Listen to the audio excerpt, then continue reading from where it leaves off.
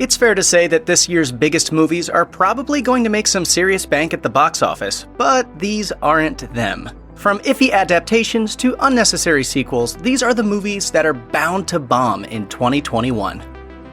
The aptly named Chaos Walking has been in development since 2011, long before its stars Daisy Ridley and Tom Holland were even a thing in Hollywood. Even after the project finally made it out of development hell, poor test screenings forced multiple rewrites and reshoots. The movie is based on Patrick Ness's young adult novel The Knife of Never Letting Go, which is the first book in his Chaos Walking trilogy. It follows a mysterious alien girl named Viola who crash lands on a world without any women and where men are affected by the noise, an affliction that causes them to constantly hear each other's thoughts. There she meets Todd, who must unlock his own inner powers to protect Viola from the evil mayor. Feel like you've seen all this before? No one could blame you. And the film's troubled 10-year production history doesn't inspire much confidence either. Sure, Ridley and Holland had strong lead roles in the two most popular franchises ever, but now it's looking increasingly like they've walked into chaos. Don't expect moviegoers to follow them. Let's face it, Hollywood is addicted to rehashing tired intellectual properties. Case in point, the upcoming Masters of the Universe reboot. Sure, it was a hugely popular cartoon TV show and action figure series, but that was back in 1985. Just 2 years later, the power of Grayskull had already worn off as the original live-action Masters of the Universe movie tanked, earning just $17 million worldwide. And honestly, it's hard to believe anything has changed in the past 3 decades. It's possible that Sony sees this as another potential Transformers franchise, but there's a real chance that the nostalgia train for the He-Man brand ran out of steam a long time ago. It's also been an eternia since anyone has heard anything official about the movie, with the last real announcement being that Disney Channel heartthrob Noah Centineo had signed up to play He-Man himself. On top of that, a shift in release date for the Uncharted movie recently pushed Masters of the Universe off the calendar, so it's not even certain whether this one will be coming in 2021 at all. If and when it does hit theaters though, well, just don't get your hopes up for a sequel.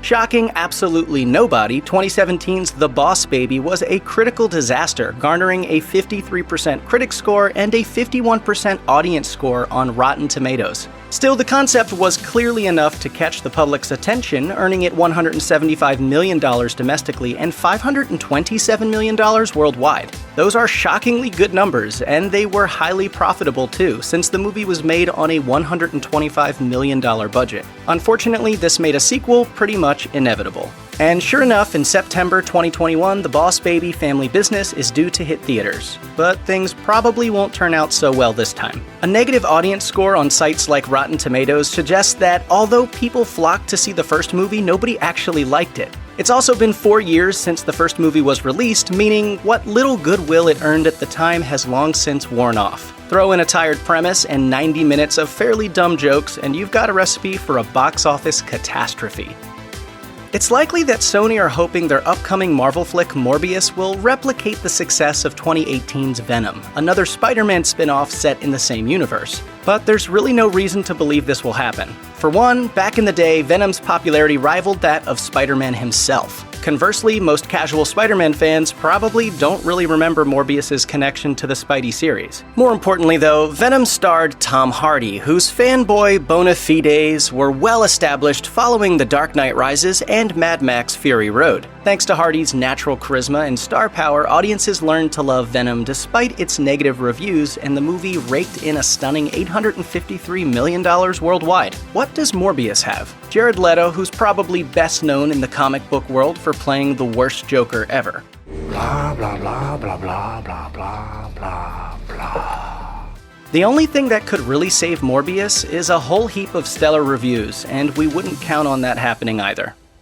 Make no mistake, there aren't many butts in seats movie stars left, but Mark Wahlberg probably makes the list. Wahlberg's movies have earned more than $3 billion domestically and $6.4 billion worldwide. And although those numbers have been juiced a little by the Transformers franchise, there's no doubt Wahlberg had at least something to do with them. Things are a little trickier these days though. Wahlberg's last hit in an action role was Spencer Confidential, but that debuted on Netflix, not in theaters. Meanwhile, one of his recent bombs, Mile 22, tanked in theaters but landed in Netflix top 10 in November. So where does that leave his latest picture, Infinite? Well, if it keeps its current theatrical release date on Memorial Day weekend opposite Disney's Cruella spin-off, it's pretty much toast. While it could have been a decent action-oriented counter-programmer for Disney's movie, a little flick called Fast and Furious 9 is due for release a weekend earlier. And that movie is guaranteed to win out over Infinite any day. For now, it seems like the only thing that can save Wahlberg's latest is a swift move to Netflix, or a shift in release date.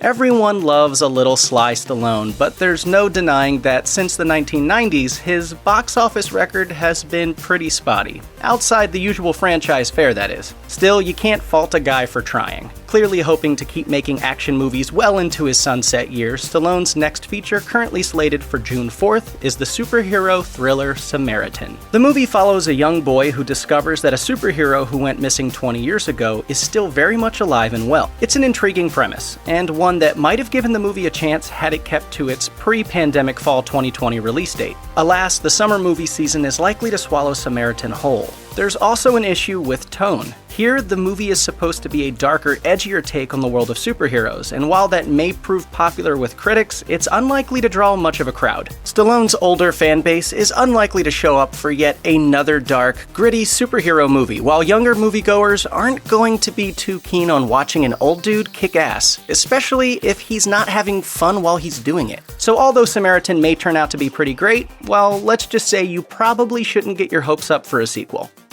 The Tomorrow War didn't stand much of a chance at the box office when it was due to be released on Christmas Day 2020, and things aren't looking much better now that it's been delayed to an even tougher summer release of July 23, 2021. What's worse, Deadline reported in January 2021 that the film was being shopped to streamers, so there's a chance The Tomorrow War might not even see a theatrical release at all. While the film stars Chris Pratt, who is about as reliable a movie star as you can get, it's also a concept-heavy sci-fi film, which is always a risky bet. The setup sounds promising at least. Humans are losing a war in the future, so they go back in time to recruit a number of legendary soldiers from the past. It sounds pretty similar to Tom Cruise's Edge of Tomorrow, which scratched and clawed its way to $100 million domestically after a meek $28 million opening. But even with $367 million worldwide, that movie barely made back its mammoth $178 million budget. The Tomorrow War will be facing a similar battle should it even make it to a market that's changed dramatically since 2014. Had The Tomorrow War opened during the holidays of a non-pandemic year, the high daily grosses may have carried it to profitability. In the sink or swim opening weekend-obsessed summer though, even Chris Pratt will have problems pulling that off. Releasing a prequel to a popular movie franchise is always a risky proposition, but to a mediocre one? That's just asking for trouble. Enter Snake Eyes, G.I. Joe Origins, currently scheduled for release in October 2021. Another popular toy line and cartoon that made the leap to the big screen. The G.I. Joe franchise has proven to be a mixed bag at the box office. G.I. Joe: The Rise of Cobra opened strong with $54 million in 2009, but it failed to keep up interest, and with a $175 million price tag, the movie turned out to be a bomb. Paramount spent $140 million on its 2013 sequel, G.I. Joe: Retaliation, which managed to bring in a tidy profit thanks to a decent performance at the worldwide box office. However, nearly a decade has passed since that movie, which, despite being totally forgettable, benefited by plastering Dwayne Johnson's mug all over its marketing materials. A rockless prequel 8 years later? Not a chance.